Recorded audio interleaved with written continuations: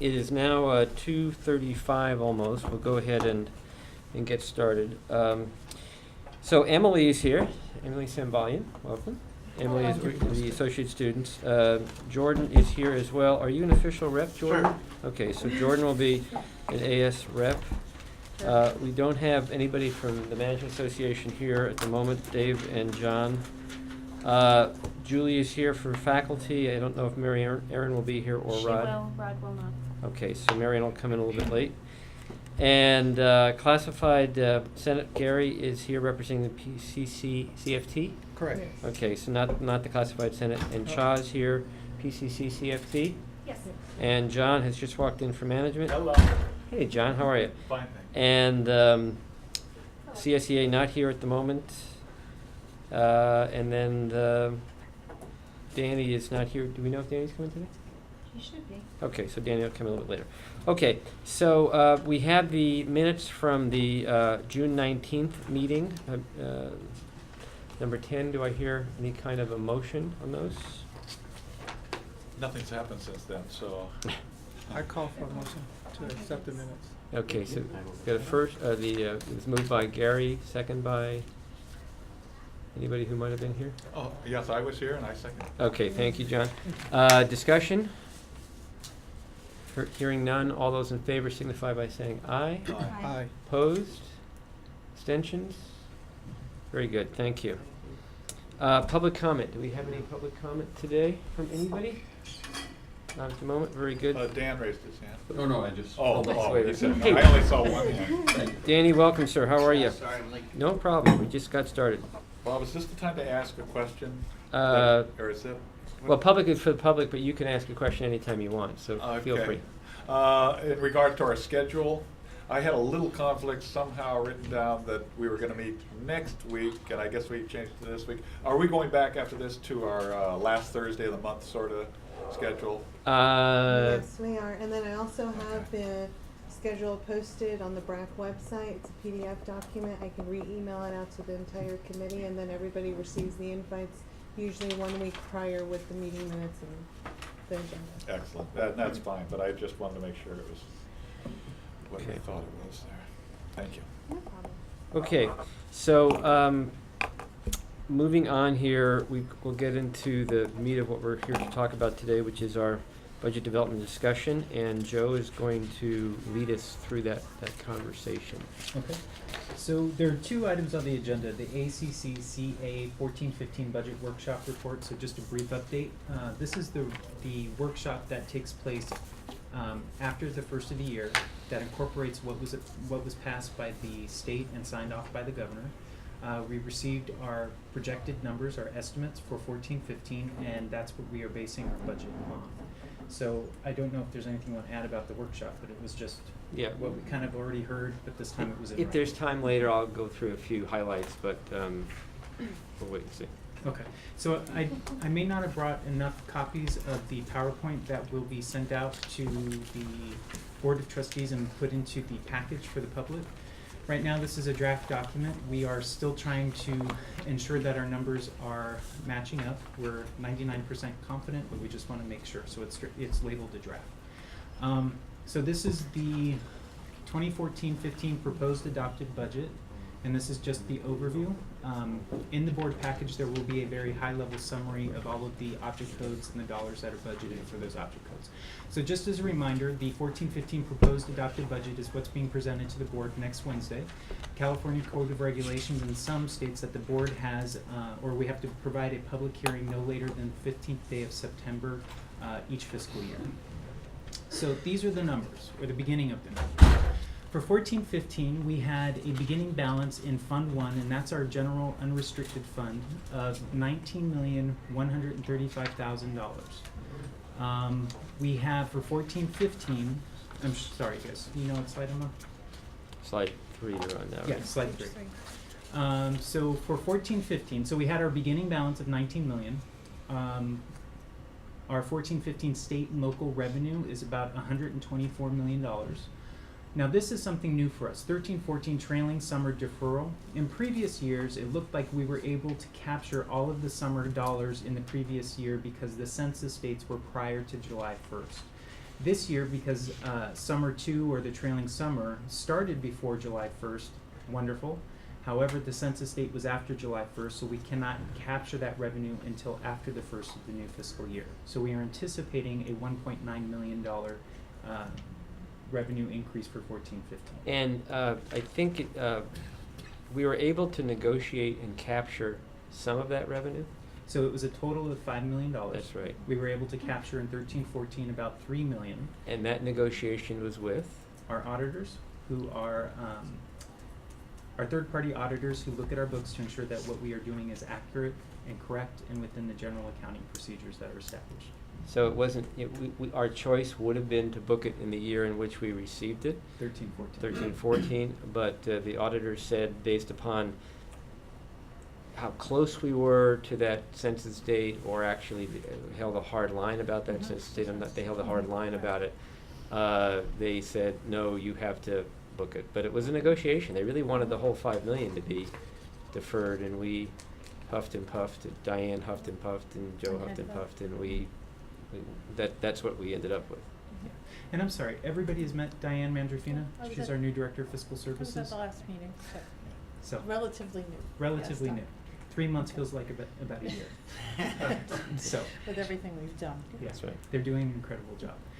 All right, so 14-15 state and local revenue is 124 million. That trailing summer that needs to be booked in 14-15 because of the census date is just under 2 million. Our federal dollars, this number pretty much stays stagnant from year to year. It's very little that we get. That's a projected number of 250,000. And our state lottery funds is just under $2.7 million. So our total revenue in 14-15 is $129 million. In addition to the beginning balance, we have a total amount of $148 million in our general unrestricted fund. So this, I know it's a little hard to read, I apologize for that, but this actually shows in the pink column what was budgeted for last year, 13-14. It does include the Proposition $30. It shows what we actually spent in 13-14 with those Prop $30 and what we are proposing for the adopted budget for 14-15. So it has the bucket of revenue, has a bucket of expenditures, and it has the fund balance beginning and where we believe we will end the year. So you guys want me to go through this? Or? Yeah, well, I just, is this gonna be online? Just Yeah. because this is pretty darn small for my Yeah. eyes. Yeah. This is great up here, but I can barely read Yeah. this, so. Tomorrow it will be posted as part of the board package, and we post all of these presentations on the fiscal and I think the Brac website. Yeah, okay. Yeah, and it'll be the full page rather than the 2 Yeah, per page. okay, yeah. But do you guys want to go through any of these numbers? Maybe give us a couple minutes to look at it. Sure.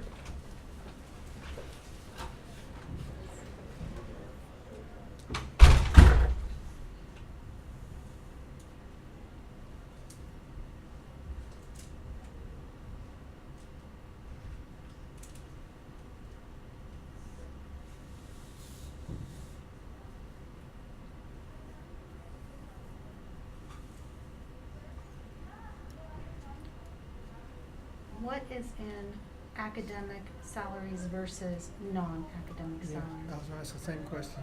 You know, what I believe, and we can ask Bob when he gets back, but academic salaries are all the teaching faculty, and non-academic salaries would be like the, well, no, that's not true. Actually, let me look.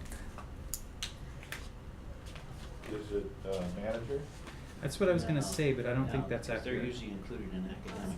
Could it be the hourlies? Problem, we can never separate them out. Well, we have, so all classified, or including classified managers? Mhm. Okay. And academic salaries include some managers? They do include the managers. They include the academic managers. Yes. Why is that? Is it possible to parse those things out? We can for next year, yeah, and then the reports that we do. So Bob, there was a question, I just wanna make sure I'm giving the right information.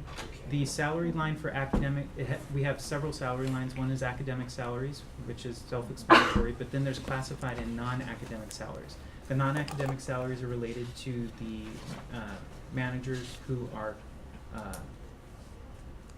Yeah, non-academic managers. that's correct. Okay. So they're basically classified managers. Yes. That's correct. And the academic managers Are are part of the included academic up salaries. in academic salaries. That's correct. So Julie, yeah, we can tease that out as part of our future reports. That would be very Yeah. helpful. Does the non-academic salaries possibly also include the student workers in the college systems? No, that is down in. No, it does. It You're right. does, it does. Classified and It's the non-academic 2000, salaries. it's the 2000s. Yeah. So, and So, any it does. reason, sorry. I'm sorry. Go ahead, Dan. Is there any reason why the benefits it was about 1.5 million less than projected on expenditures for 2013-14? Any idea why that was? I mean, if I'm reading right. You are. Yeah. 13-14 budgeted was 26.7, and we ended up spending 25.2 or 3. This probably doesn't answer the whole dollar amount, but because we pay for benefits on a monthly basis based on the number of people that are currently here for the month being covered, that could fluctuate. To be honest with you, I did not participate or do the budget last year, so I can't give you an exact answer, but the closest thing I can get to is that because we have the fluctuation of workforce each month, that may be part of the reason. And did you mention that we've got about the 12-15 page budget summary document, No, right? not yet. Okay. In that, can you hold that up for just for a second? In that document, which is part of the board presentation, all of these expenditure categories are broken out by object code, which is where you'll get the specifics by different category of employee, like all the 2000s will be broken down and things like that. So that's not quite done yet, which is why you don't have it yet, but that's one answer. But to answer your question about the benefits, for several years now, what we budget and what we end up there's typically a 5 to 10% discrepancy, and it has to do with when people leave the organization, when they start the organization. It has to do with the fact that the billing cycle is October 1 through September 30th, so it overlaps fiscals. And so the way that it's been budgeted for a long, long time is they budget a little bit on the high side, knowing that there'll be some play in that number depending on the number of people who come and go and that kind of thing. So that's the general answer. It's not an exact science. Also, the increases have been so up and down, if you will. They've been mostly up, but they've been so significant that having a little pad in there is another reason why they've been budgeted a little bit higher than the actual sometimes look at. Sorry. Go ahead. Can you explain that first star? Over expenditures referred to additional. So we had, last year for 13-14, we budgeted for 900 additional sections to try and recapture the base from the economic downturn. We actually had the opportunity, because the Chancellor's Office in the state was saying that there's more money in the system and not everybody's able to catch up to what they had pre-economic downturn. The district moved forward with adding 122 extra courses. So we had 1,022 courses that we had 1,022 sections, 900 of which were funded. The other 122 we had to kind of find money to put together. But the other piece of that is that those 122 courses didn't cost us $1.5 million or whatever the difference is, right? They cost us probably more in the order of $700,000 to $800,000, primarily for faculty, adjunct, and overload expenses. So the difference, the disparity we're zeroing in on, we're drilling down on, but it has to do with release time assignments to some degree. It has to do with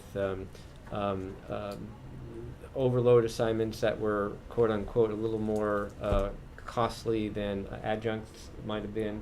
It has to do with a number of factors beyond just the adding of those 122 classes. Yeah, I would say that's a good portion of it. Yeah, 122 classes is definitely at least 60% of it, I'm going to guess, if not more. Okay. Yeah, I think you already answered it, but the 132 additional sections, it sounds as if they were filled primarily with adjuncts and not full-time, okay? Well, they were either overload or adjunct. Okay. And they also generated about $1.9 million of additional FTS revenue. Okay. So on the high end, I would say they cost $700,000 to $800,000 of direct faculty expense, whether they were adjunct or overload. but they generated 1.9 million of revenue, and that FTS was added to our base, which is what we needed to do anyway. And John, I think you had a question too. Well, when we were talking about over budgeting for benefits, just to play it safe, do we do that in any other categories? Not to that degree, I would think a fair Because answer, it's right? kind of, it looks kind of good that we did, because then we ended up with a little surplus there, but in almost all the other categories, we sort of spent more than we budgeted for. Yeah, we need a little bit of room. It helps to Yeah, balance that everything one out. helped, Fine. yeah. There we go. Okay. Anything else on this slide? Do we have an extra one of these? The PowerPoint? Okay. We can share. Here. Some of us can't see it anyway. Some of it. We're saving paper. Some of myself. Oh my God. All right, so we're good? Saving paper. These are brand new glasses. No, sorry, no. Can't read this. All right. Yeah. So for general, the Fund 01, general unrestricted, from 13-14 over year 14-15, we have a budget increase. So in 13-14, we had a total appropriation of 123 million. We have 14-15 projected increase of 128 or 129 million. So we have a budget increase with that trailing summer that we talked about a little earlier of $5.6 million. So we have an additional available amount in fiscal year 14-15 of $5.6 million. So this is a breakdown of that 5.6. We are receiving the 899,000, give or take a few bucks for COLA, for cost of living allowance. We have restoration and growth. We have been told, last time when we were giving you guys information, we were under the assumption that it was a 2.75% increase to the system. That's what we budgeted because we are headed in the right direction. But we've now been informed that it's an actual 3.75% potential that we can go after. But we budgeted the 2.75, which is about $2.6 million of additional revenue in 14-15 that we can go after. In 13-14, there's that trailing summer deferral again that we had to refer because of the census date after July 1st of 2 million. And then we had miscellaneous. And what that miscellaneous means is that in the federal dollars, we're anticipating a couple of $1,000s there. In local dollars, we're anticipating a couple of $1,000s there. So just overall added up to about the 87,000. I'm confused by actual potential. So let me explain that real quick. Okay. At the budget workshop, every district gets what they call an Exhibit E. And what that Exhibit E is, without actually showing you the detail of it, but I'm putting a little visual here.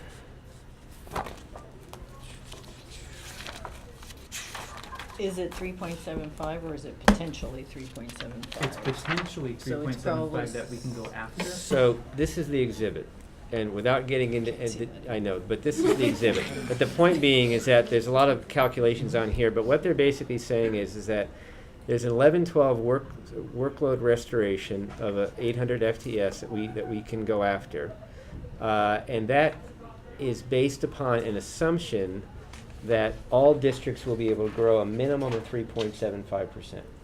So when you factor in that 3.75% and you kind of look at all the rest of it, at the end of the day, they're telling us that we can earn, depending how you look at it, about $108 million, and that's part of this Exhibit E thing.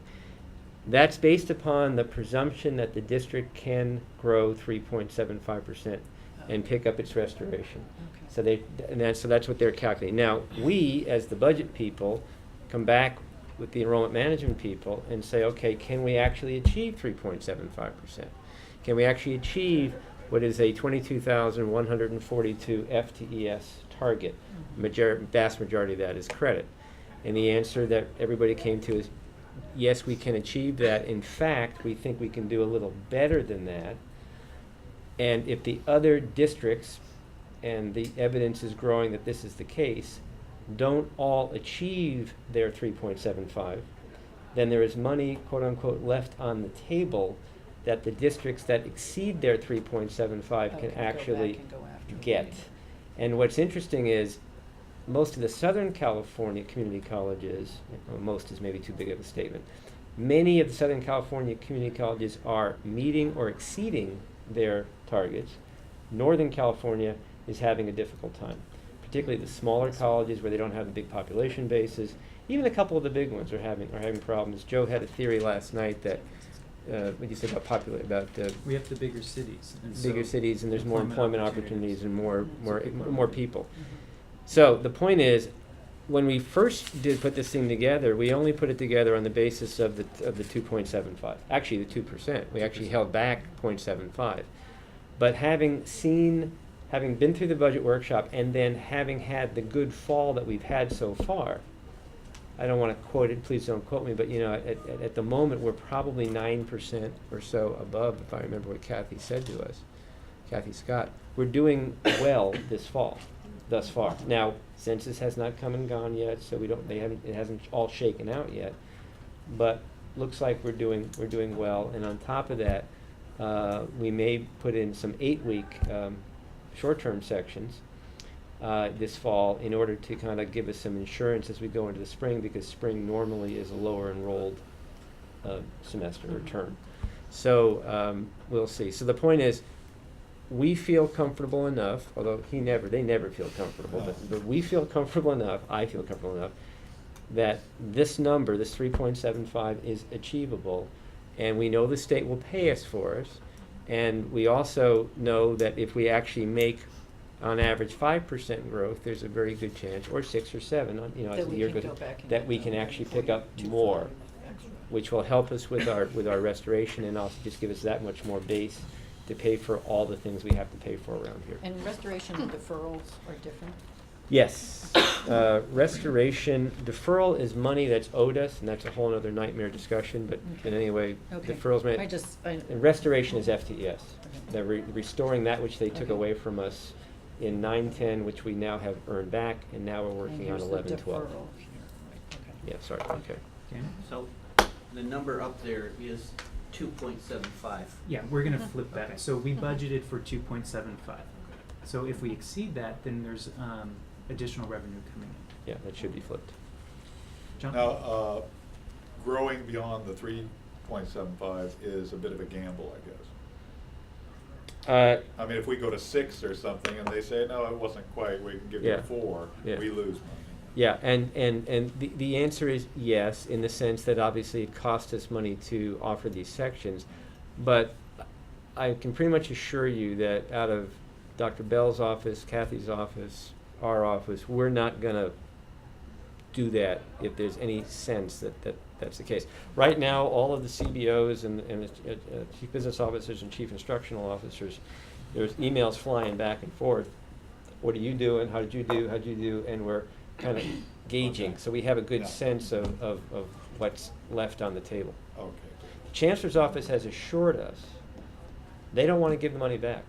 They want to show the Department of Finance and Governor Brown, which is the Department of Finance, they're synonymous. They're synonymous. That the system needs this money to grow and to serve students. So the last thing the Chancellor's office wants to do is give any of it back. John's just worried about getting his paycheck. I give, aren't we all? As usual. All right, so what that means is we have revenues and rollover restoration or growth of about $5.6 million that can go towards the college's needs this year. So this is talking about, and this is the same information you've seen before, these are the increases that kind of caught us off guard, or primarily the first one regarding benefits. But originally the PPO policy increase came back at 27%. Our TPR, third-party administrator for our benefits, actually negotiated it down to 17%. But the total 12-month policy period increase for benefits is $2.4 million. In addition to that, we have a CalSTRS increase. Last year, the rate was 8.25%. It's going up to 8.88%. So that's another $400,000 that the district is mandated to pay into the system. And then for CalPERS, it's going up from 11.442% to 11.771%, which is another $80,000 increase. So these are fund expenses. So the cost of living on the earlier slide showed that we're getting $899,000. there were sunshine offers for salary increases of half of the COLA, and that equals the $450,000. Fiscal year 14-15 supplemental early retirement program, we have an obligation of $264,000. With those 19 retirees, some of them will receive a 1440 other post-employment benefit, and that equals about $27,000. And let me just interrupt real quick and say, the reason why he said some of them is because you have to have 14 years employment with the district before you qualify for that benefit. Mhm. And so most of them probably do get this, but I don't know what the exact number is. Okay. Item number 4 are the 10 faculty positions that were approved by the board in 13-14. And number 5, district-wide professional development. We added that in this year. Fiscal year 14-15, there were 2% salary increases, sunshine. And for 14-15 step and column increases, we put into the budget $850,000. Equipment leases for office services, $125,000. School of Health Sciences program accreditation, they needed a little more money this year, $14,000 for that. There is a minimum wage increase that took place on July 1st, so we budgeted for that. The Child Development Center, there was a loss of grant dollars, so the district is putting in $300,000 this year. We're hoping that's not something that will be there next year, but obviously it's a good thing to subsidize. The Statewide Association of Community Colleges, or SWAC, that's our property and liability and coverage, and there was an $83,000 increase there.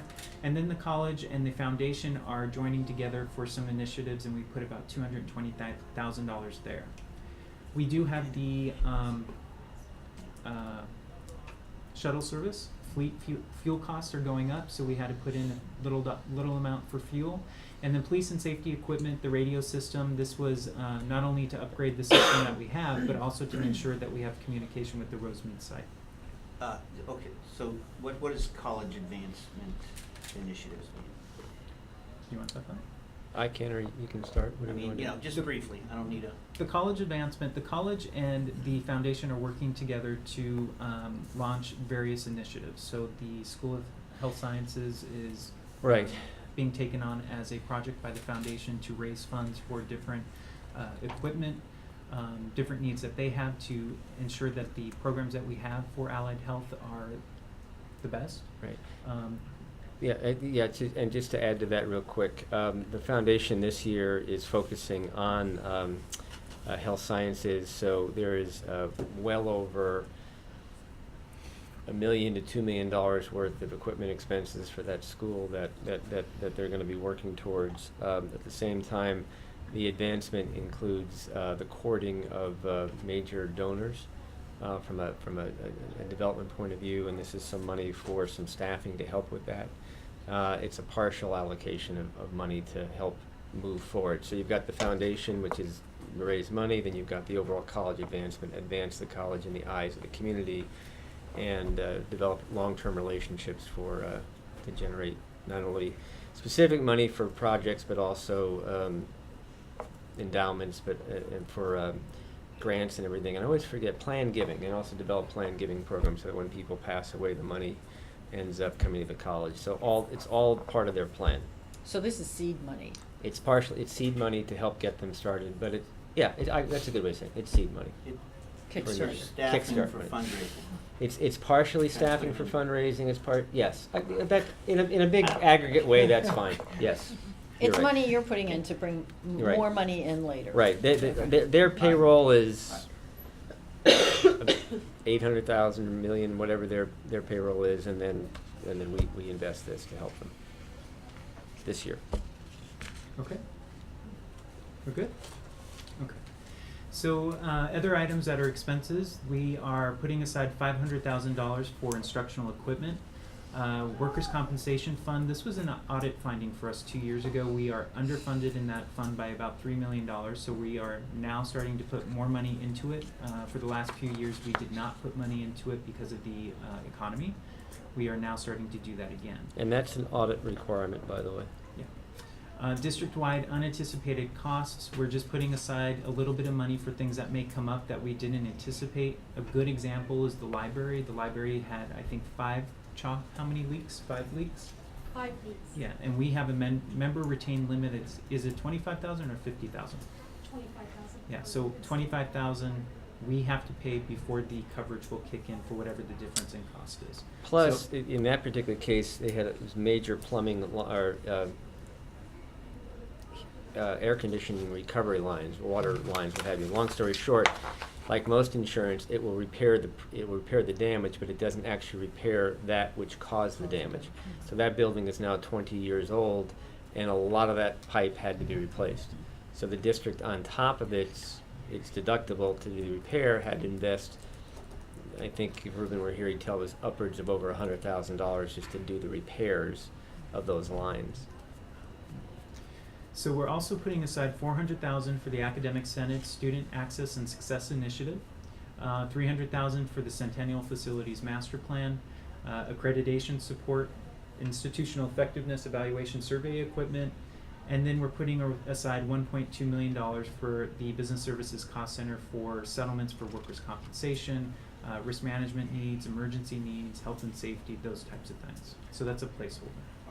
So I guess, I'm sorry, I don't mean to be slowing it down here, but, so what does it mean you're putting 300,000 outside for the Centennial Facilities Master Plan development? I mean, I can tell you exactly what that means. But before I do that, let me tell you about the 1.2 million. Yeah. Because that's a big number. I was gonna ask thought that about was the that number one you were going too. to ask, yeah. That one's coming. You were Okay. easing it. Yeah, we're easing it. The 1.2 million is, what's important to note there is the et cetera word. Because I didn't notice that, but thanks for pointing that out. but it's important to note that because the money is there, the money's there for et cetera. Does that mean lawsuits? It doesn't necessarily mean lawsuits. It could mean a lot of things. What are we supposed to, what are you telling us to read between the lines? What I'm telling you is the money is there for a lot of reasons. Okay. Good All right. reasons and not so good reasons. Okay.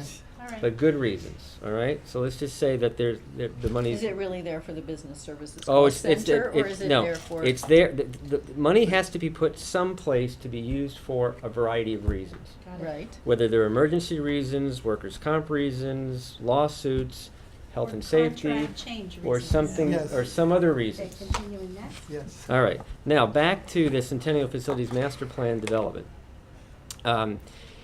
We are creating a Centennial Facilities Master Plan for the next 50 years going forward. We are needing to hire a architectural design firm for the purposes of doing that work.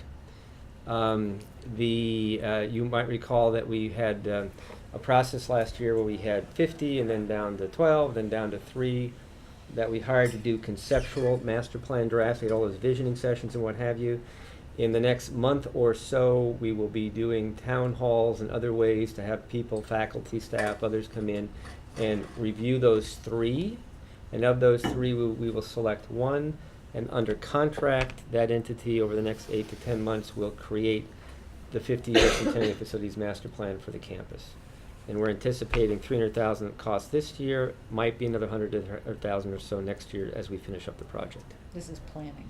This is planning, yeah. So, and How just- can you do it in one word and I take like 15,000 to get there? So, and one last on this Planning. page, Okay. the institutional effectiveness evaluation survey equipment, 150,000. What is that? That is, it's 2 things. That is a replacement for the Scantron system for student surveys, faculty surveys, all the surveys that we have to do for accreditation and the like. And also, it is for other types of assessment vehicles for our SLOs and what have you. How much is the Scantron? This is the Scantron, This is for the equipment, the maintenance, and the software. right? But the Scantron system that was purchased 7 years or so ago has been found to have major issues. Mm-hmm. And this new system is one that has been preferred and used by a lot of other colleges very successfully. Is any of this reassigned time? No, this is cash. This is buying stuff. Okay. Buying stuff. Hardware, It's software. equipment. It's equipment, the software, and the maintenance. of Yeah. How much the that equipment. previous system that didn't work cost? I don't About know. 7 years ago? I don't know. Wow. And it's just not working Yeah. swiftly, let's put it that way. Yeah, I think we're I spending have more a to question fix it. on 19, on the, Yes, the SASE yeah, funds. okay. Mhm. So is this rollover money or is this new money? This is, well, okay, the answer would be that all the money that was left over is part of our fund balance of 19 million and change. So to the extent that 400,000 was not spent by the Academic Senate last year, it went back to the bottom line. This 400,000 is now added back in for 14-15. You didn't spend a penny of it last year? I I think we spent a little bit. don't Yeah. know. Okay, Yeah. okay. Not much. All right, Yeah. that's all right. Yeah. Okay. So slide 11, this is just gonna keep a running total of the revenue versus the increased cost. So we have a amount of 5.6 million coming in, increased costs and expenses of 11.9, so $12 million. So we had to look in the operational budget for $7 million and shift those dollars around to meet the needs of the organization. So we made Business and College Services back in May or beginning of June, made recommendations to the various executive managers about the amount of money that we needed to reallocate throughout the district. So they then went back to their managers to talk about the recommendations and whether or not they made sense. And they moved the money around that was provided to them to meet their needs within their cost centers and their object codes. And by doing that, we shifted money from all of these object codes in the budget to meet that need.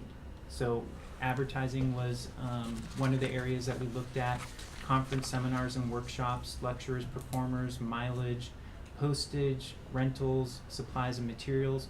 Now what this means isn't necessarily that there was a reduction in the amount of money that was in that line item. Some of them actually went up. And they went up simply because there was a need, and now the manager was looking at the budget and making a determination of what the district needed. But we were able to find $6.3 million to shift, to pay for increased costs for benefits, CalPERS, CalSTRS, instructional equipment, all of those things we just went through. So is there a before and after sheet somewhere that I could look at sometime? It actually, in this package, when it comes out, it gives the adopted budget, the actual for 13-14, and then what we're projecting for this year. And so the difference between all the line items. And you can look at this. I'm just going to take it back because we're not done with it. Yeah, yeah. But you can look at it, and it'll show you where the differences are. Okay, thanks. Okay. Okay, so again, running total, we have 5.6 coming in. We needed 12. We found by reallocating the funds in the budget, $6.4 million, and that gives us a balanced budget. So here's something very interesting. At the end of the year, or this year, the system, the community college system, is deferring $94 million that should be paid this year to July of 2015. And $94 million for us equates to about $1.8 million. Now what we're being told is that there is trailer legislation that if the revenue in the state comes in higher than what they were anticipating, then that $1.8 million will be paid prior to July 1st. So it's potentially an increase in revenue this year. If not, we will get it in July of 2015, which is next fiscal year. Last year, we, in the 13-14 budget, we were told that we were going to get $4 million in redevelopment agency funds. We only received $500,000. So that $3.5 million is still on our list of things to receive. However, we didn't budget for it because we didn't get it last year. There's a potential we're not going to get it this year. We didn't want to take the risk of putting in $3.5 million, so we took it out. But this is a running amount of how much we believe we're owed from those two buckets of money. And that total is $5.3 million. So is there a potential that we won't get it, or is it pretty much you're gonna get it, it just depends on the timing? It's that. And Alright. the RDA thing, of course, is wrapped up with the governor and Yeah. all the cities who don't want to let go of that money. So that's part of the problem. Okay. Okay, but is this in the budget? No, it's not. But it could be extra cash that will come in, one-time cash, but still extra cash that could come in this year in some form or another. Okay. All right, so the next slide. This is an interesting slide as well. This is the total compensation percentage of the 01 general fund unrestricted budget. So every year we do a projection, and then at the year-end closing, we actually get the numbers, or the percentage based on the amount of income versus the expense of compensation. And compensation is not just base salary, but it's base salary, benefits, employer mandated costs for OSDI, SUI, all of those additional insurances.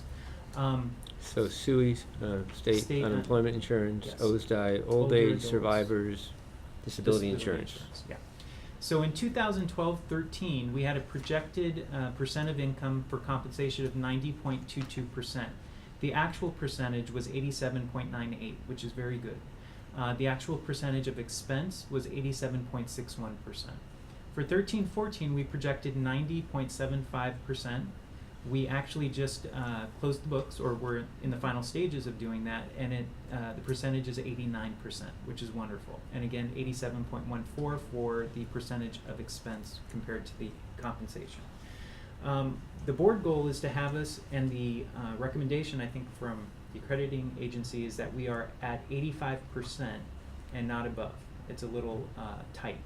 That's the recommendation? It's a recommendation by the state.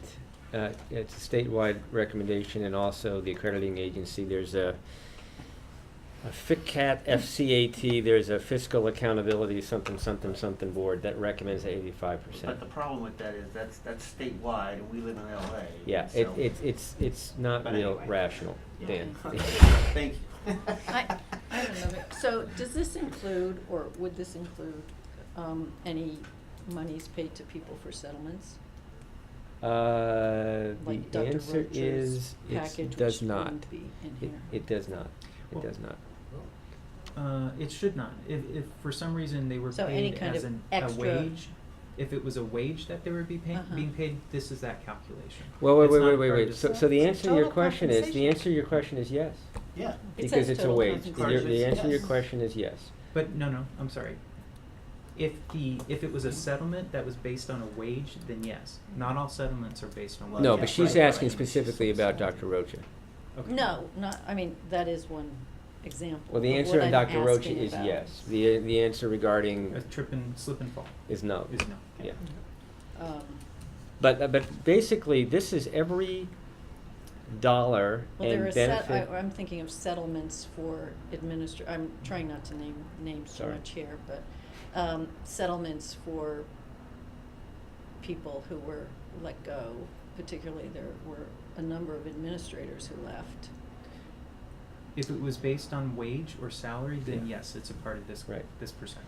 Okay. So every dollar paid people, whether they're full-time, adjuncts, college assistants, student assistants, and every benefit dollar paid to those people, or benefit paid for those people, is in this calculation Can you separate that out?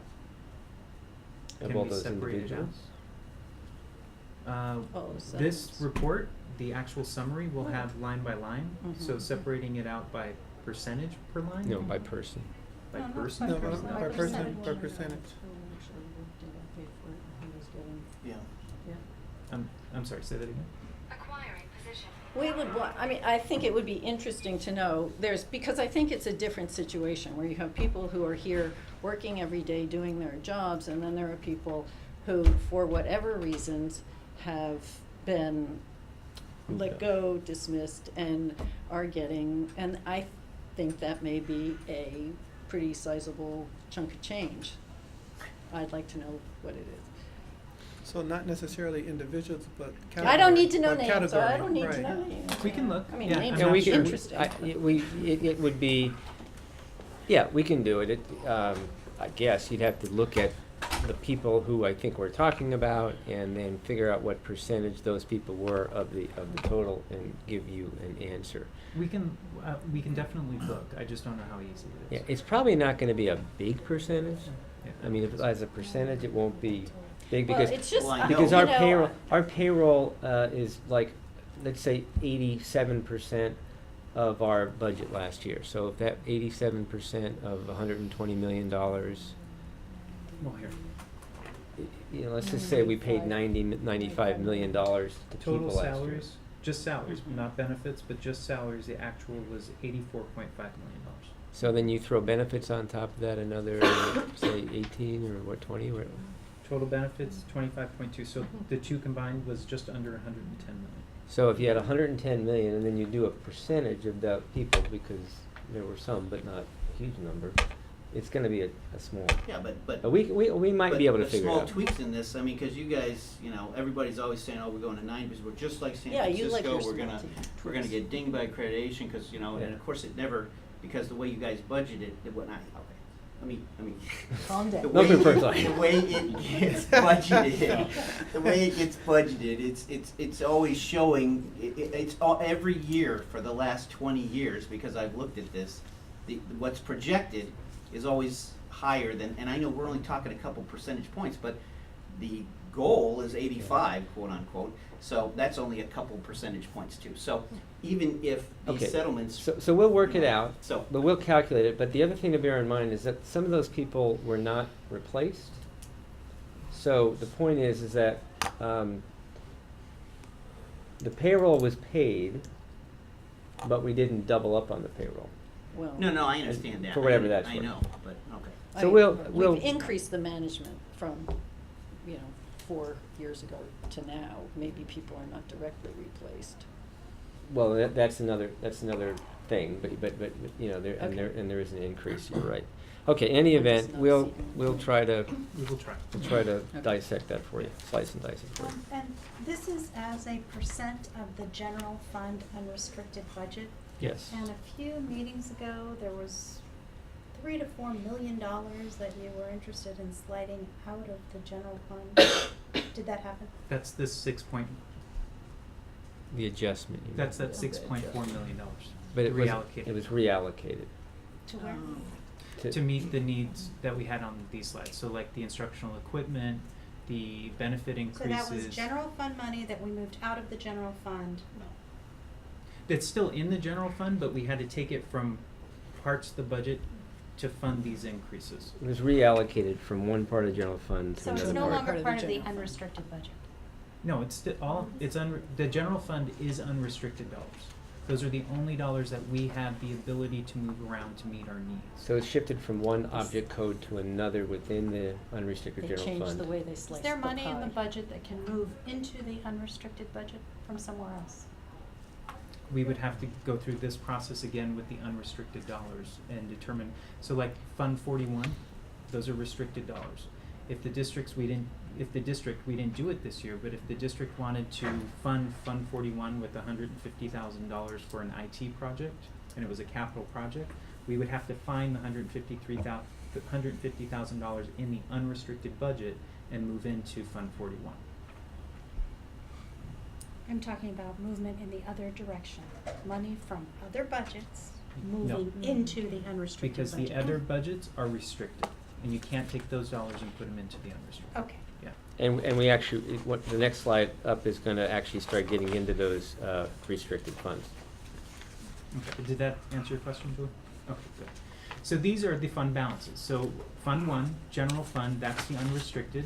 We began, and this is as of the end of fiscal year 13-14. So in the beginning of 13-14, in the unrestricted fund, we had 23 million.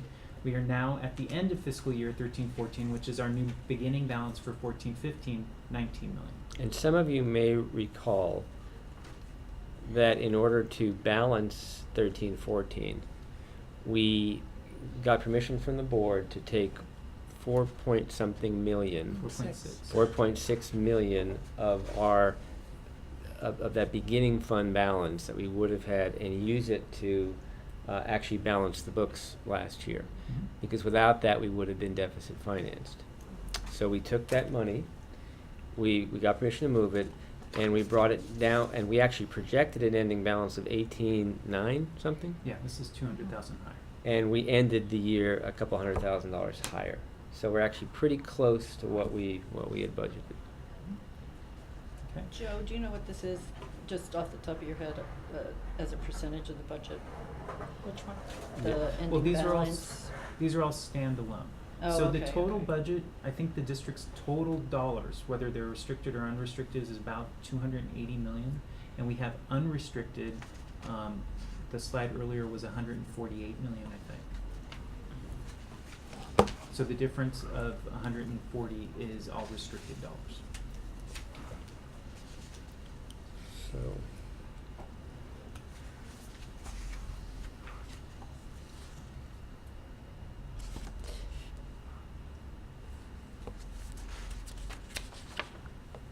And the state requirement is 3 to 5%. The correct? state requirement is 5%, is a minimum of 5. We, as I say every year, this board has had a policy of $12,050,000 as its reserve, and then they like to have an operating contingency reserve of about another $6 million. So they're comfortable when they see the number 17 to 19 million. And the interesting thing about that, that's not gone up. Our income has gone up, but the percentage of reserve has obviously decreased as a result of that. And can I ask a point of clarification? It's 5% for the unrestricted? Unrestricted only. Okay, so it's 5% of the 148 million. Right, and so that would be, about $7 million, $8 million. So we are sitting at probably 12, 13%, would you say? It's 12 million, 19 million of, yeah. And so what you're gonna find is there are districts that are as low as the LA district, for example, at 6.5%, you can imagine, and as high, which I can't fathom this number, of 34%, which is Riverside. 34%. Most of them are in that 10 to 18, 19% range. There's a few outliers real high and a few outliers real low, but we're right about where everybody's at. Okay, so this is the balance of the funds or the restricted funds that the district has. So that includes fingerprinting services, property and liability, our other post-employment benefits, the student financial aid. And the interesting thing about Fund 74, student financial aid, is that the district actually receives and gives out about $35 million, or it did last year, about $35 million in financial aid, which is pretty large. So this is Fund 41. This is the capital outlay fund, and we have, at the end of last year, beginning of this year, $5.2 million in that fund. So we have a list of projects, probably about $5 million worth of projects related to facilities, but can't do everything all at once. So this is 17 projects that equal about $2.1 million. We have the library modernization, grounds irrigation, shade structures, campus-wide heating, ventilation, and air conditioning, funds put aside for the community education center, so on and so on. So you added that one. What's that? You added the CEC computer. Yeah. Good. Mm-hmm. Thank you. We took other things out, but yeah. Okay. And then this is for IT. So IT, we have $193,000 for Lancer Point. We are continuing to upgrade the smart classrooms, and then campus-wide technology upgrades, and that's where the majority of the money is being placed for the IT projects, primarily for the campus-wide desktop computer upgrades. So now that we're at the point where we have some refresh dollars, we are replacing those desktop computers that are 5 years or older, Gary, I think it is? Yeah, At least. 5 years or older. A couple of years ago when Lancer Point, just before it was launched, we found out that we needed to replace 400 desktop computers because the old computers were so old that they weren't going to work with the new system. So that started jump-started our refresh program. UPS, I always forget what that means. Uninterrupted power Uninterrupted supply? power supplies. Yeah, okay. Uninterrupted power supply and the batteries, that last bullet there. Mhm. Can you make that? So the, oh, sorry. As opposed to FedEx batteries or. Yes. The Lance Point, the 193,000 for Lance Point, is that an ongoing thing that's gonna be forever, or is No. that, That's okay. to kind of wrap up the things that we have as part of the 4-module implementation. But to be honest with you, we do have a maintenance fee, an annual maintenance fee of about $600,000 that we will probably wind up paying for the rest of our lives. Okay. Okay. So the grand total for Fund 41, facilities, we started off with 5.2 million. Facilities has a project list of 2.2 million, information technology of 1.1. That gives us a round total of 3.3 million. And so for 14-15, we have, for 15-16, we're projecting a balance of $2 million in Fund 41. That needs to be fixed. slide, right? Why? Ending Oh, no, balance? ending balance, that's right. Yep, you're right. Don't scare me. Sorry. I'm gonna have to redo it. Yeah. Okay. So we thought it was a good idea to make sure that everybody had all the information. So And let me just say, I'm sorry, the 2 million is probably the lowest we've had in Fund 41 in many, many years. And it's a scary number, it's too low. We just could not afford to move money from the unrestricted general fund into this fund to fill it up, to begin to fill it up. But when you say it's scary and it's too low, you got the other 12.5 million that's like this permanent Which- safety net, and then another 6 million that's this ongoing safety net. So when you say it's so scary at 2 million, it's not like the only 2 million we have. I understand. So, I mean, that's the part that, Well, I think that at some point, for next year's budget, for example, this group wanted to recommend that we, and frankly, after Joe is done with this couple of slides, we may be in that position that we really don't need to carry that high of a balance. Then I think we can make that recommendation. The current board, as it's constituted, is very fiscally conservative, and I'm not sure that they would move that direction, but we can certainly make that recommendation if we felt a need to. So we're plugging in some things that are coming up. So this budget, obviously very tight, we had to move money around. And actually what I did not mention was in the preceding meetings up until this meeting, we were under the impression that we were getting one-time dollars. And so we had projected $9.4 million of one-time cash infusion dollars for all those years that we did not get all of the money we were supposed to get. The deferrals? Yeah. No, No, deferrals and a something one-time, very different. Deferrals means you earned it, you're getting it. The one-time cash Okay. infusion over the downturn of the economy Okay. was a IOU, but it wasn't an IOU for the community colleges. Yeah, so So let me the let me do a shot at that real quick, because it's very confusing, and the rules of the game changed as late as last Monday morning. This which- month, yeah. This last past Monday morning, which drove these guys literally crazy, and they put in a lot of hours.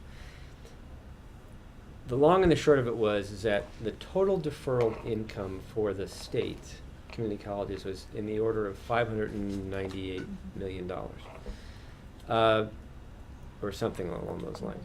It was 398 plus 94, whatever that math is. As late as the end of May, at the last budget workshop, it was stated that that deferred payment, that cash, that all 72 districts were not paid since I think 2007-8 going forward. Hallelujah, we were going to get paid the money. The economy went very well, everything was fabulous, and the money was there, and the governor was going to accelerate the payment. And he was going to accelerate it to the extent that $398 million was going to be paid in a check to the 72 districts. In our case, that was 9 million change, 9 point something million dollars. And that the other $98 million was going to be paid to us by July of 15, maybe even earlier if the state projections continue to be positive in terms of money, which means that we could get it as early as say April, May, June of 15. Instead, what happened when the budget was settled is the Department of Finance / the governor said, you know what, we're going to guarantee, we're going to write those IOUs to the K-12s, because there's something called a local control funding formula that legislatively required them to write those checks. But it didn't include the community colleges. So instead, they took that money and they said, you know what, we're not going to pay you that deferral money. We're going to use it to pay off what we owe you for 13-14. So that 9 point something million dollars became payment of 13-14 money they owed us, and not the deferral. So in our conversation with Diane, I will tell you, Diane Brady, we called her twice, maybe 3 times. Because I didn't like the answer the first time, I didn't like the answer the second time, and finally the third time I finally said, well, I guess that is the answer. And she said, Bob and Diane and Joe, don't know what to tell you. And I said, okay, well, can we count on that money anytime soon? She said, I wouldn't. She says, who knows when or if you'll ever get that money back. It may come back to you some point, but for now, they are using the money to pay 13, 14, and then they'll use the balance to pay 14, 15, unless something changes in the months ahead. So these folks had to go back, and they had to scrub the budget yet again and find it wasn't cut, $6.8 million by the time we did some things. And that's what we had to shift around. And it literally changed. I mean, Friday when everybody went home, We were done with the budget. aren't we proud of ourselves? Thank you very much. It was a wonderful thing. And then Monday came and we had this $9 million problem, Yeah. which turned into, and that's, and you know, and I've been in denial. I'm still in denial about it. You know, it's a terrible thing, but it is what it is. So, with all of that said, this year's budget for 14-15, we are in a good position. We were able to move things around, we were able to meet our obligations, we were able to meet the increases that we have. However, it was a big red flag for us in budget to make sure that everybody understood what the upcoming future cycles were going to bring. And some of you have already heard about some of these things, if not all of them. So in future years, we have benefit and healthcare reform increases coming. We have CalSTRS increases, CalPERS increases. We have the expiration of the Education Protection Act and the expiration of the increased sales tax. And this is what it looks like for PCC. So benefit and healthcare reform impacts. You will see the policy year ending, and again, the year ends on September 30th. So the pre-reform dollars, if we did nothing to the benefit package that we have now, would cost us $12.6 million. Now that the healthcare reform is passed, in fiscal year 14-15, it's going to go up to $13.1 million. The scary thing is that in 5 years, if we did nothing, our benefits would cost us $18.6 million, but because of healthcare reform, it's actually going to go up to $23.4 million. So Are you using those Keenan numbers that Yes. were faulty? If they're faulty, show me. Okay. Because if they are, we need to tell them, because that's what we are relying on. And it looks like it's right. So if you see something, you gotta show me. Did you read the small print on that paragraph of the?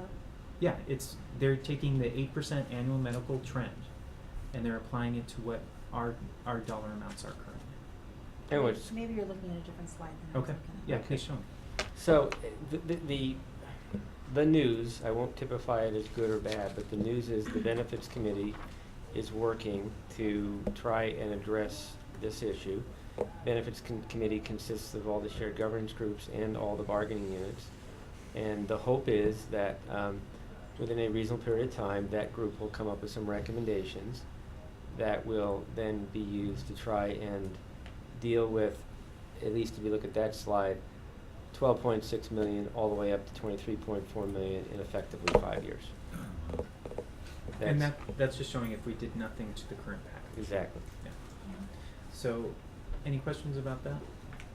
This is annual cost talking about? Yes, Yeah. just for medical and dental. I'm sorry, no, just for medical.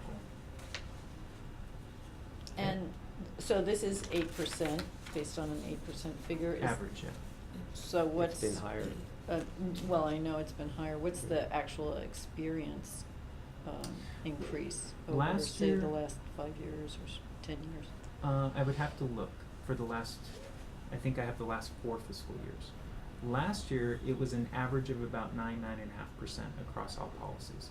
This year, I want to say the average was like 14.5%, 15% across all policies. So I would say it's probably 9-10% is what I'm going to guess from the average. That was the last 2 years, the 3 years before that. It was, a couple of those were pretty high too, Yeah, I'd have to look.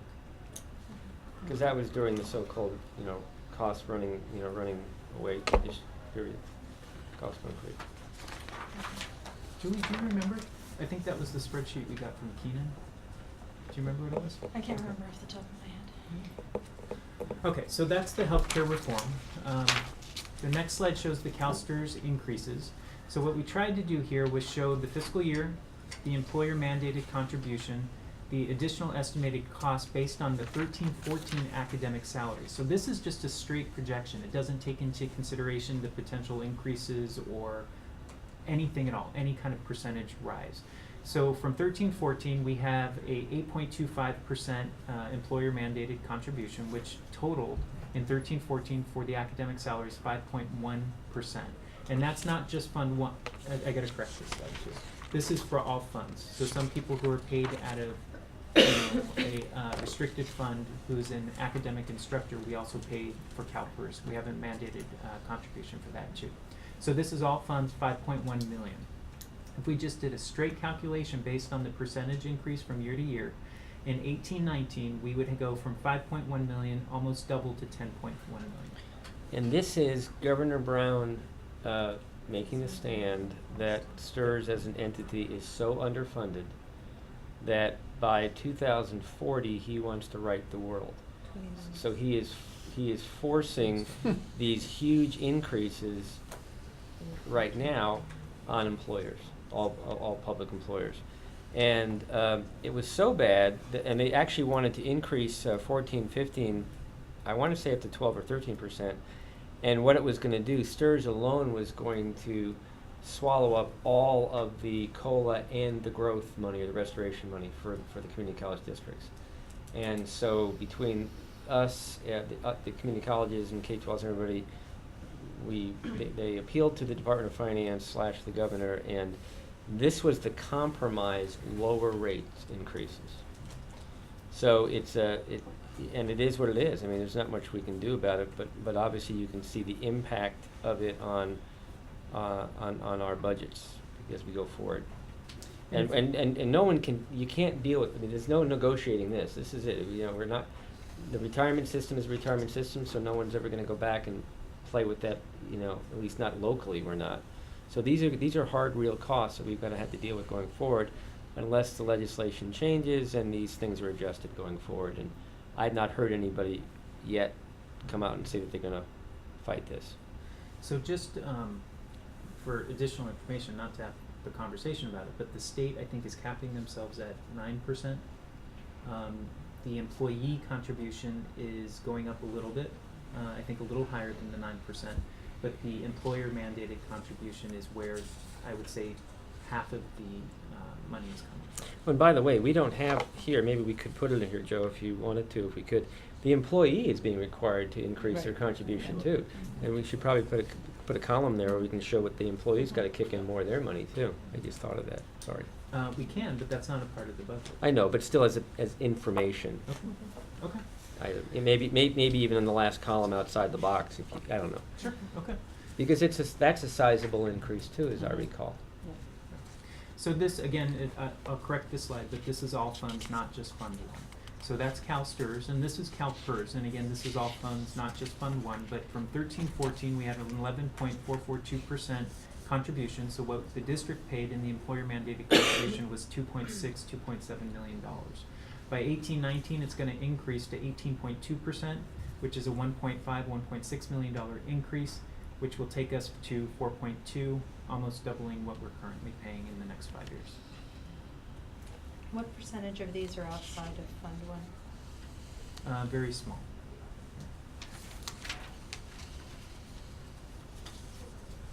Okay. So this is also something that we really need to keep an eye on. It's the expiration of the increased sales tax and the EPA, or the Educational Protection Act. We just wanted to show how much was estimated, how much had been received, and what the impact could potentially be if these two items are not extended by the voters. So in fiscal year 13-14, it was estimated that the district would receive 13.6 million. We actually received 14.4 million. And in 14-15, our current estimates show that we are going to receive 16.4 million. We won't know what that actually turns out to be until this time next year. So, and that's why I think we need to look at that chart a little bit, Joe. But what this basically says is that through 16-17, we have X dollars, we get the 0.25 sales tax, and then 18-19, we lose the personal income tax. And right now, that totals $16.4 million. So if that revenue source was not replaced, that's what we would that's what we would lose this year. And then there are projections going forward, which we're playing with, which we might put on the slide, and I think we probably should, because there's one board member who worked really hard on helping to put those projections together. So we have to verify those numbers, but if they're right, we might as well put it out there. It's a big chunk of change. Now, do I believe personally that somewhere down the road the state will figure out a way to backfill this? I do, but we can't bank on what I believe. So, again, just for my own education, I thought the EPA was passed so the state could take these dollars and funnel them in other places to pay down debt. And then once the EPA went away, those dollars may come back. Not necessarily to pay down debt, just funnel them to other places. Other places. So when the EPA dollars went away, those funds would come back to the community No. college system, but maybe not at these levels. No. So we're talking about this completely going away. That's right. At the current time, EPA dollars would disappear at the end of these periods. Now, again, it's my sense that they'd find a way to backfill. Okay, so on that happy note, what we are Now, the looking other to thing, do- Joe, I want you to add to this real quick, is performance-based funding on the first slide. And we'll talk about how to depict that, but somewhere down the road, the state is gonna begin to, actually as early as 15, 16, the state is gonna begin to move into a performance-based funding model, which means that they will start paying on the basis of a district's ability to perform based upon certain required metrics for their area. Number of basic skills students, number of workforce students in certain areas, number of transfers in certain areas, very specifically based upon these computer-generated and generated models. It's very complicated. They're still trying to sort it out, but it's the legislation is requiring it as early as 15, 16. Performance is defined as success and retention, Performance is completion, graduation, transfer. all the above. Okay. All the above. And that's what they're struggling with right now. And it's further complicated by the fact that it's regionally based. In fact, they want to do it by district. The problem is that when you've got a Rio Hondo, a Chaffee, a Glendale, a Mount Sac, a Citrus, and a PCC, all pretty much, and the East LA College, all in the same area, how do you divide who gets what? Who's responsible, who's creating what, what metric is what? We've got 68% of our college, of our students at least are coming from outside of our district as it is.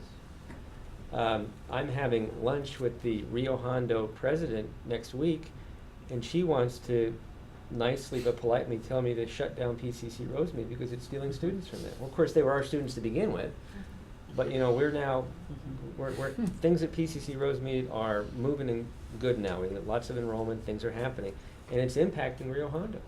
That was a good move. But, well, it was a move. It was a move, and anyway, it's done. But the point is that the president wants to come to me and say, hey, you're pilfering our students. Well, in reality, we're not, because it really is in our district. But still, it's an impact on them. Dan has a I'm sorry. Yeah, okay. The criteria that they are going to use for performance, I would imagine, are going to be basically transfers, graduations, retention, and that is And certificates. and certificates. Okay, but as we've seen before in demographic data that you've shown us, a lot of our students are going to be returning students or lifelong learning students in the future. How much are they going to be included in the formula? It's a very good question, but I will tell you that there are there are CEOs and CBOs in particular who are just screaming bloody murder, because what we're saying is our FTS target of 22,141 is based upon an aggregate model. Okay, if they're now saying to us that you can only generate that based upon very specific,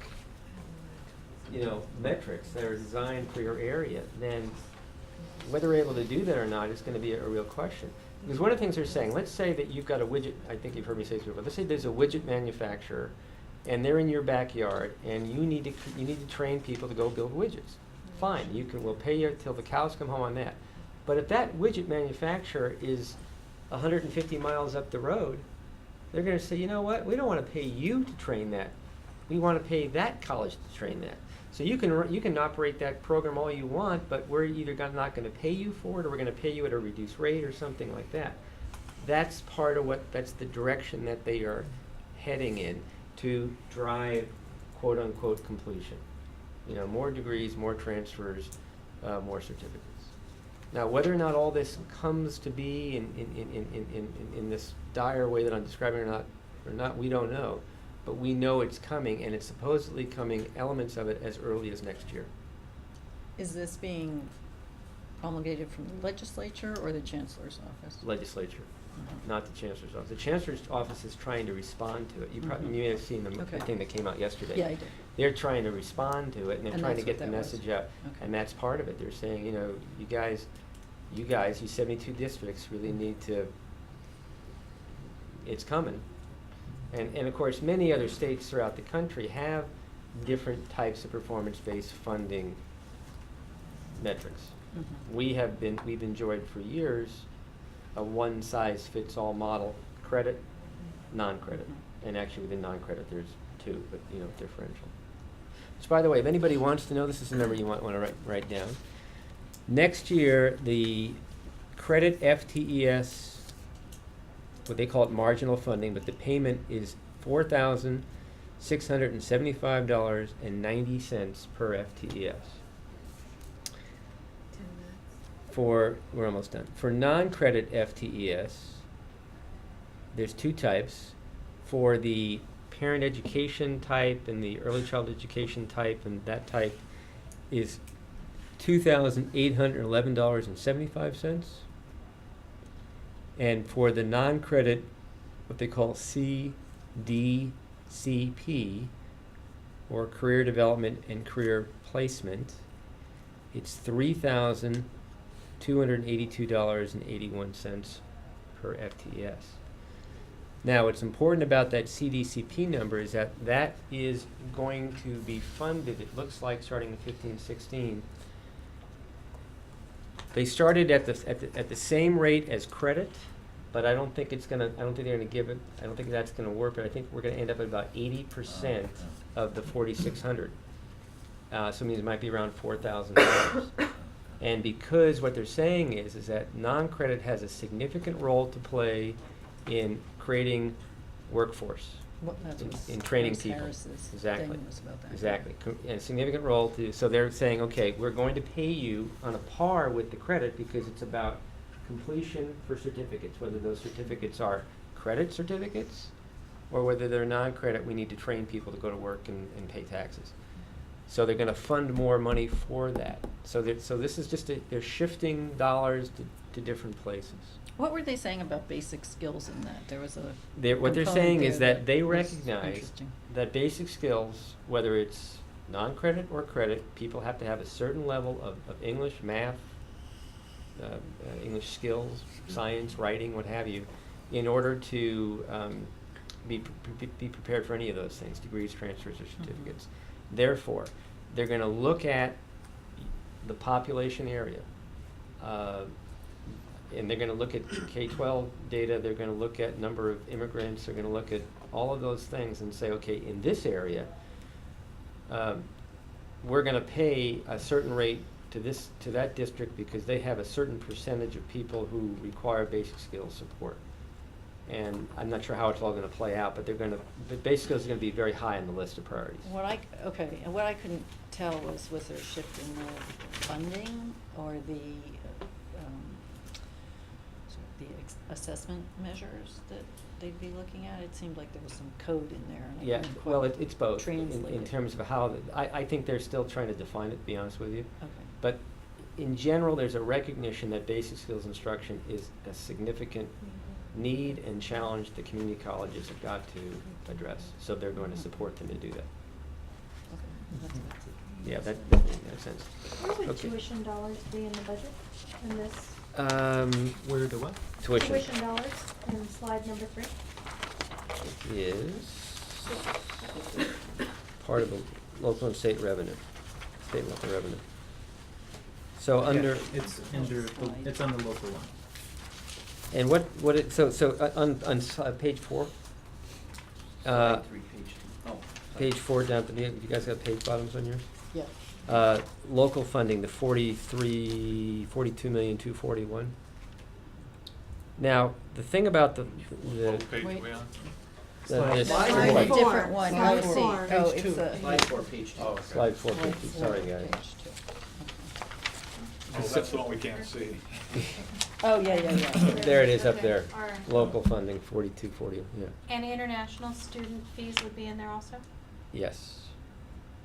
Mhm. How many international students do we have this year, give or take, approximately? 1,000. So it's not going up? The- Is it more than that? Oh, no, I thought it was more than that, but. What it was last year, it was 1,200 and change. Amy said to me the other day that it was 1,000 something. It had slipped down for a variety of reasons that we're working to fix. The thing about the tuition, just for make sure everybody understands that, every dollar that we take in as local tuition, they deduct it from the apportionment, right? Right. So it's not unfortunately additional revenue, it's Uh-huh. just, Right. they just deduct it from what But they that's would not true for normally. international students. International, we keep all of it. Yes. And what's the internet, is it, I think- Ross said 274 the other night, but I think it's like 230 something. 238 per unit or something like that? I thought it was 247 or 249. No, we'll check on it, yeah. But I don't know where Ross got that number, It's 274. significantly less than Santa Monica the last time we talked about it at the budget committee, which was about 2 years ago, and It was like 30, $40 a unit less. at least, yeah. Yeah. And, So we might be able to generate more. what are we generating now roughly Oh, in revenue, that's a good Yeah. question, I don't know For about. from student- international students, or out of It's just- state? I It's mean, Well, they have to be lumped full together. time. Well, they're Uh, different though, right? well, they're I mean, different, they're but the paying- fee is the same, so. Is- doesn't is it really broke- matter So, to me. student enrollment fees, the actual for 13-14 was $8,399,000. Okay, but what he's asking, and we probably should break it out, because I think that's a good question, is what international, What do they what- generate? yeah, what is out-of-state revenue generate? The vast majority of it is international. But we should. Okay, but yeah, international and out of state, it would be nice to know the total, but also have them separated out, just. Yeah, I So don't, I guess, non-resident, yeah, close non, to 3 million? yeah, non-resident, you have it? so the one ro- point that- non-resident is $8.8 million. Yeah, So that's Okay. non-resident, and then the enrollment fees is 8.4. What's the difference That's there? okay. I don't, well, non-resident means out-of-state. well, yeah, I get that, okay. And what's the other one? Enrollment fees? Yeah, What is enrollment fees, what do you mean by that? that's the 46 per unit. But you gotta remember. It's just a charge. Yeah, it's just, now you got to remember that most students have the BOG waiver as well. We have a very, very high percentage of our students that qualify for the Board of Governors waiver. So we're not really collecting 46 per unit from every student. Right. The right. vast majority of them get it waived. So, what you're saying then is, for tuition, the in-state people that are paying 46 per unit, it's about 8 point whatever million. Right. And then for all the out-of-state, it's about 8.8 million. That's Mhm. correct. Am I understanding that right? That's correct. Yeah. And what we want to do is break the out-of-state down into two categories. Well, and the out-of-state, we get to keep that money. Yes. And there's no bog waivers. And there's no, No, they don't reduce our funding based on that. That's right. So, a couple of years ago, we were talking about really increasing that as a and we revenue. are. And the reason why you see, I think it's flown, the interim dean for interim associate dean for international is to try to grow that. We actually flew that position twice before, we just couldn't get any candidates, so we're, in-house, we think there might be a couple that are strong candidates. So we'll just to see. give you an idea, we budgeted for 13-14, 8.2 million for non-resident tuition, and we had 8.8 million. Right, so a little bit more. Yeah. Good, good questions. So, any questions about PowerPoint? We did a very good job, right? You did. I get it, Nate? Oh, Julie rolls her eyes. I Fine. can't even imagine doing it. Yeah, it's been a fun. We Okay. were done Friday night, Julie. Just because Cindy is a taskmaster, and if she wants us to finish on time, Yes. I don't think I Appreciate it. think you guys, as always, have heard more than you want to hear from me. If anybody's interested, we will post the 2014-15 budget workshop PowerPoint provided by Dan Troy at our meeting. A lot of interesting information that's a more global state. Talks about the CalSTRS stuff and what have you. And we'll post that on our website. On the Do you have the Brac power to website. stop the clock? No. She's good. You just did. No, it's gone. Oh, I did stop. Oh. Wow. She wants to make sure we're on time. I get it. That's how she does it. I That's get it. scary. So that'll be Wow, on the man. Brac I can take you to site. my This will- classroom. we'll put I need this a little up- more time in class, I'll maybe stop the clock. If, Well, that's where you want I'll to, pass They had their it all telephones around. not Yeah. late. Yeah, I know. this will be up on the web tomorrow, Perfect. on the Brac site. I got So it. this, the PowerPoint you saw today with minor changes will go out in the board package and it'll be posted on the fiscal website. Okay? Okay. But Okay, not thanks on the so much. Brac website? And the Brac website. Put it anywhere you Can want. you put it all in one place, Can you post please? it on the website, on the Forehead. front page of the website? Actually, I think we usually do for a little while. Now that you No. say it. Yeah. All right, everybody, meeting adjourned. Thank you all very much. thank you. So-